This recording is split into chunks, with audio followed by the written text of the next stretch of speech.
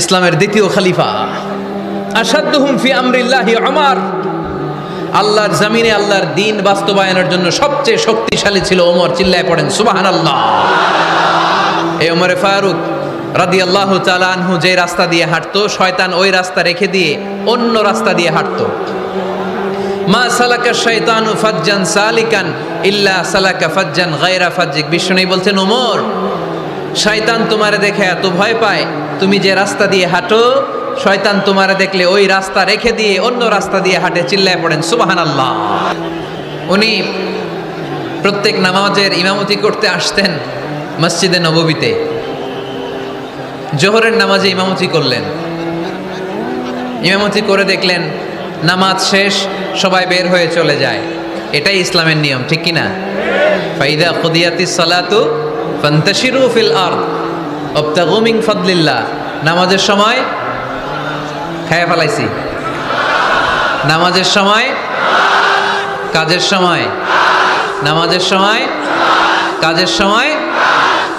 ফাইদা কুদিয়াতিস সালাহ, যখন নামাজ শেষ হয়, ফান্তাশিরু ফিল আরদ, জমিনে ছড়িয়ে পড়ো। এটা ইসলামের আইন।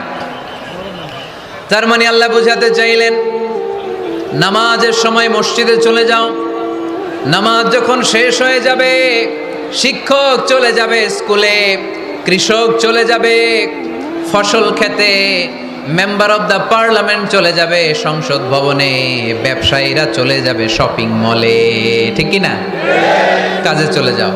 ওমরে ফারুক নামাজের ইমামতি করিয়ে নামাজ শেষ করলেন, সবাই চলে গেল। ইয়ামান দেশ থেকে আসা কিছু লোক গোল হয়ে বসে আছে, জিকির আজকার করে, ইবাদত করে। এরা যায় না। এরা কি করে না? যায় না। আসরের নামাজে সাইয়েদনা ওমরে ফারুক রাদিয়াল্লাহু তাআলা আনহু নামাজের ইমামতি করলেন। নামাজ শেষ, সবাই চলে যায়, এরা যায় না। মাগরিবের নামাজের পরেও এরা যায় না। এশার সালাতের পরেও এরা যায় না। এশার পরে উনি ধরলেন, মা বালুকুম মা খাতবুকুম, হোয়াটস রং উইথ ইউ ম্যান? তোমাদের কি সমস্যা? জোহর, আসর, মাগরিব, এশা প্রত্যেক সালাতের পরে সবাই যার যার কাজে চলে যায়, তোমরা যে যাও না? বাড়ি কই? বলি ইয়ামান। তো বসে থাকো কেন? কি করো? কই জিকির করি। কি করি? কি করি? জিকির আজকার করি, তাসবিহ তাহলিল করি, ইবাদত করি। তো তোমরা যে যাও না, তোমাদের খাবার দেয় কে?